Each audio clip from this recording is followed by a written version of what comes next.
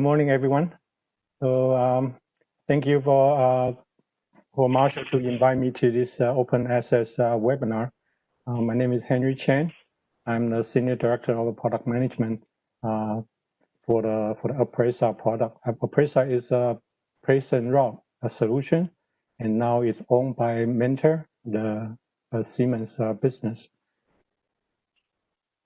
So when I first got the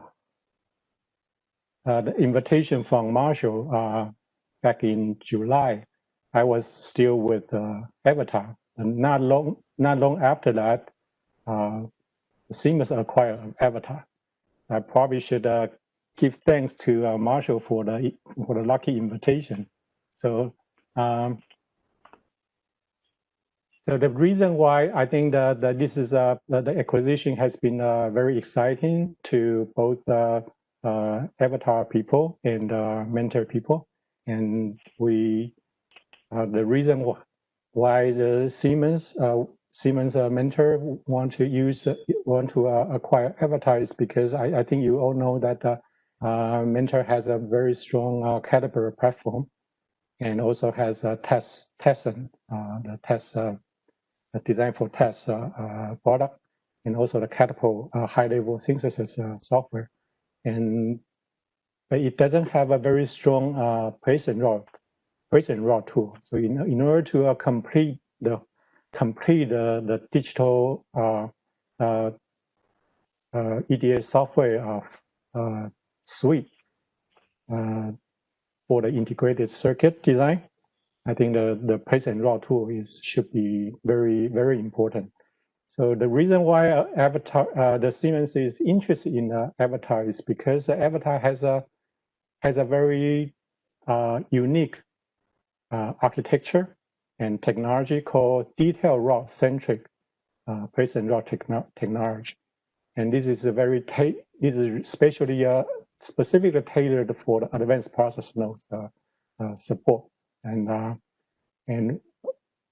in fact that as a startup company, very small startup company, Avatar, even in the marketplace, we can not only survive, we can still continue to be competitive and continue to be certified by all the major foundry, including the TSMC 7nm. We continue to be certified, and we also continue to bring success to the customer. So all those are very it's basically certified that we are very good at advanced process node. So that's why the Siemens acquired us, and I think we believe that we believe that once we using our Avatar solution and combined with the Siemens investment, that will bring much more success to this place and route area.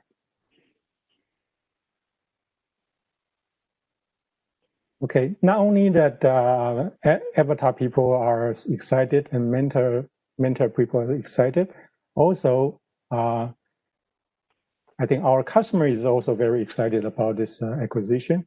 I think some of the response from our customers say that this acquisition is awesome, and this combination make perfect sense, and glad to see more competition in this space. And also some of the industry observer also got the strategy instantly. They say that this event acquisition will revive the legendary place and route tool, which is Aprisa, and you bring the stability and the longevity, and this make Avatar a serious player, and the deal totally makes sense. I think those are all very good comments from our customer and from the industry, and everybody is very excited. Okay, we talk about why the reason the Siemens want to acquire Avatar is because our solution is tailored for advanced process node. But what does it mean? Okay, so let's first look at what is the challenge at the advanced process node. The advanced process node, I think the first challenge is, I think everybody, a lot of people already know that the resistance at 7 nanometer and below, resistivity becomes the dominant effect for the delay, for the timing. Okay, and in the past is all capacitance is the dominant effect, but now is the resistance is the dominant factor, and because of this, the pre-route estimation, if you don't take any other change, then the pre-route estimation can be far off comparing to the post-route real RC, real delay, real delay picture. So that will bring the pre-route and the post-route timing discrepancy. That actually will cause additional design iteration and slow down your cause the difficulty in the design closure. Okay, that's one thing. The other thing is the accurate modeling becomes much more important, because now that the advanced process node, people ask for lower power, and not only the lower power, the leakage power becomes less important, and the dynamic power and the glitch power becomes more important. Okay, and because the FinFET transistor already bring down substantially bring down the leakage power, the leakage current. So the dynamic current and dynamic power and the glitch power becomes much more important. So we need to for the advanced process node, we need to have a very accurate power modeling and optimization in order to generate a design that has a very good power. And also the IR drop in EM, similar to the resistivity effect. Because of the resistivity effect, the IR drop in EM becomes much more important. In addition to all of this, we also need to achieve a much stringent power performance and areas target within a reasonable time and effort. So those are all very getting very challenging. So let's look at the challenge of the why the resistivity becomes such important, and why the detail route centric becomes important. Let's look at the evolution of a design closure. Okay, in the early 90s, the gate delay is dominant effect. Okay, the wire delay is kind of minimal. So gate delay is dominant effect. That means that after the synthesis, once all the gate has been determined, all the design, the gate has been determined, your timing or your performance of your design is almost fixed. Okay, almost determined. And the rest of the place and route tool basically just try to put all those gates into a small area of your silicon. Okay, that's the challenge. And but later on, gradually the gate is not longer the only factor. The wire delay becomes more and more important. In fact, at the end, the wire delay becomes the dominant for the entire for the performance of your chip. So that means that not only your synthesis alone cannot determine your performance. You have to actually finish your placement. Once you have a placement, then you know the distance between all the gate. Then you can have a better estimation of your wire capacitance, and that translate to your wire delay. Then you can have a high confidence that your design is going to be meet your timing target, and that will give you the better timing closure. Okay, and routing is basically just finish the design. Okay. But now in the advanced process node, the resistance becomes the dominant effect. Okay, so that means that even you know your placement, you finish your placement, if you don't consider your detailed routings, how the wire is going to be routed, you actually don't know whether you can close your timing or not. Okay, So that's why this in the current era, the advanced process, you actually need to have a detailed route information of the wire in order to know. That means that which layer are you going to run your wire, and which via are you going to use to run your wire, and which pin are you going to access to your gate. So all those need to be known by the entire digital place and route flow in order to get a better visibility and get a better estimation. That will bring you make you easier to have a design closure. Okay, so that's why we call this a detailed route centric. So I want to use this data to elaborate what we see. So basically, if you are in the late 16 5 nanometer, if you compare all the critical net of your design and plot their pre-route delay and the post-route delay and put it into a scattering plot, then you see that their correlation is pretty good because they are very close to the 45 degrees line here. But once you move it to the 28 nanometer, it gets worse. Okay, the correlation gets worse, but it's still okay. And then you go to the 16 nanometer, it get even worse. Okay, and if you don't do anything, then once you get to the 7 nanometer, it really is a chaos. Okay, so that will basically say that your pre-route estimation is basically cannot correlate with your post-route actual delay at all. So that's why our Aprisa Advantage bring in this detailed route centric present route. I think that the center of the detailed route, our detailed route present is our architecture, and you can see that we run off this unified database. I think everybody talk about the unified database. I think OA is a unified database. So but we run our architecture run one step ahead. Okay, so not only we have a unified database, we also has a unified runtime data model. Okay, what that means is a runtime data model. Everything that all the tool, all the module is using all reside in the RAM, so that other module can access the entire picture of your design. Okay, so that include your timing, your detail route, your placement, your everything, or your IR, your EM, everything. Okay, so that basically enable the tool to for example, in the placement, you can very easily call the router, the same router, to get some detailed route for some critical net.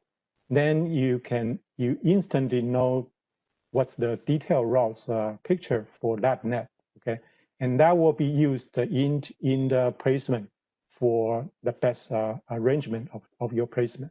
So that basically allowed, with this architecture, it allowed much more real-time update between all the engine that will make the detailed route information available to every single step during the digital placement route. And we also have a PowerFirst technology that will focus on bringing the low power design to the designer, and everything is also fully multi-threaded, distributed. So this is our basically is a quick overview of our Aprisa architecture. So with that, the detailed route centric methodology in place, on the left, you see that we already seen this 7 nanometers chaos, and with the better pre-route and post-route correlation bring by the detailed route centric placement route Aprisa, then we can bring the correlation between the pre-route and post-route to a much manageable stage. Okay, so those are the just to give a quick update on what our technology has been used by many advanced customer and on the advanced process node, and here is the list of our customers and their application. You can see they are used by OIT people, sensor, mobile networking, and the driver, server, everything. And they all have a different challenge of some of them are focused on the power, some of them focus on the timing and the area. So we can, with this technology, we can bring them to everything to them. And our tool is also certified by TSMC and other major foundries. And we are certified by TSMC for 7, and right now we are working on the 5 and 3. Okay, so I don't have too much time, and so I want to quickly go over several. We have a lot of very good technology, but I want to use several minutes to quickly go over some of our key technology. So I think most of you probably already know that for the 7 nanometer, the foundry, in order to address the high resistive issue, they introduced a technology called VR pillar. Okay, and a VR pillar basically allow you to bring your signal from your large driver quickly to the higher layer. And the good thing about higher layer is that higher layer has a much thick metal and a white metal, so that will bring down the resistivity substantially. So if you have a long wire, then you probably want to quickly bring your signal, your wire, to the higher layer and run to your destination, and then go back to the lower layer. So that is it's a good solution. But the use of the VR pillar is just like a cell, just like a standard cell. So you actually need to plan the use of the VR pillar much ahead of the time in starting from your placement. And all the way you need to, every time you have a cell got replaced, got improved, you also need to change your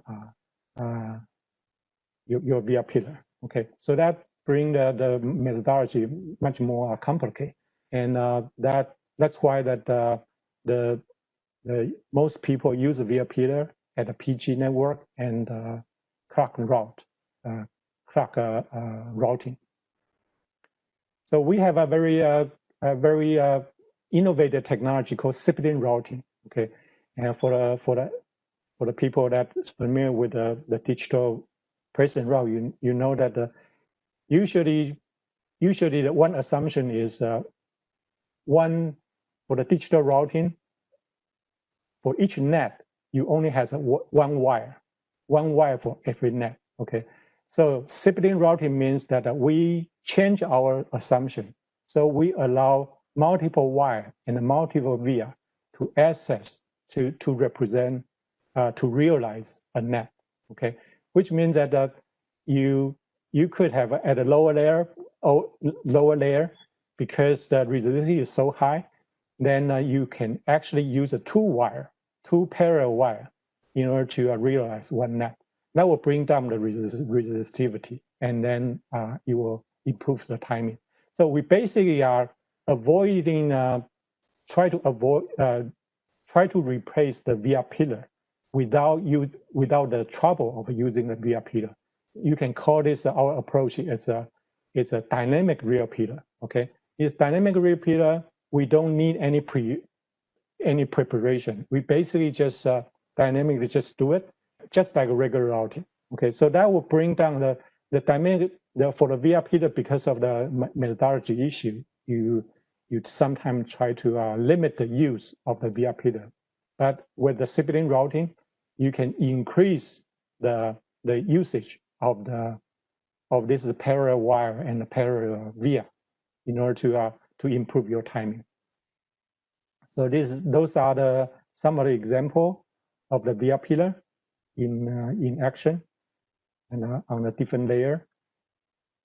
And with those VRPler in place, of course, that will improve your design's timing, and sometimes also your EM and IR issue. And so this is one of the examples that we used a CPU core and try to squeeze the core to using a higher utilization rate. And with different utilization rate, you see that with a high utilization rate, the CPU frequency, the kind of drop, you gradually drop. But in every utilization rate, with the VRPler, with the sibling routing, you can increase your CPU's frequency. Okay. So another technology is called PowerFirst technology to enable a low power design for the advanced processor. I think most of the patient route they achieve the best timing first, and then gradually improve their power. But with our technology, we can allow you to start from your best power and gradually improve your timing until you meet your timing constraint. Okay, and that, of course, both solutions are valid, but for the people that prefer a power sensitive design, then the lower power sometimes is their choice. So we allow the people to have this kind of choice. So that actually has a whole suite of technology that to accomplish this. We basically has the PowerFirst activity-driven placement, and we also have a glitch power optimization, and we also have a PowerFirst CTS and a statistical timing optimization. So this is just one of the example that we used our PowerFirst optimization comparing to our default without a PowerFirst optimization. We are able to increase the 16%, improve the 16% of the total power. So we also have the finally we have another technology. We also implement the path-based analysis inside our digital placement route. Okay, and as some of you know that the 7 nanometer and the advanced process node, the people need to use the path-based analysis during sign-off. So the placement now also need to support that. However, the path-based analysis has a very high overhead in runtime and memory. So that's why it's very difficult for placement route to implement the power-based path-based analysis. But we are able to implement the well correlated path-based analysis into the placement route analysis and also optimization. And we have a patented graph-based calibration technology that can combine the graph-based and the power-based and the path-based to optimize the sign-off, optimize the design according to the sign-off, very good at sign-off correlation, and to reduce the runtime and the memory overhead. In this case, we are comparing on all the different case, and we can with the power with the path-based analysis, we can reduce the design pessimism and reduce the over design, so that we can improve the power and also improve the timing. Okay, so that's all I have for our technology. And finally, I want to thank the SI2 for your invitation. We have been combined with a Top Tech and an Avatar. We have been SI2's a member for more than 10 years, almost 20 years. I think that we are always the supporter of SI2 because we believe that interoperability is critical for design team to achieve the best PPA and the time to market. And the open standard is the key to enable the interoperability. And inside Aprisa, we support OA, LAF, and DEF, and a CPF. And with all those things, we can make sure that our customer is very easy for them to integrate our tool into their design flow with the rest of the other EDA tool. And that will bring them faster tool adoption, which is also very critical for the success of a startup company. Okay, thank you. I think that's all I have.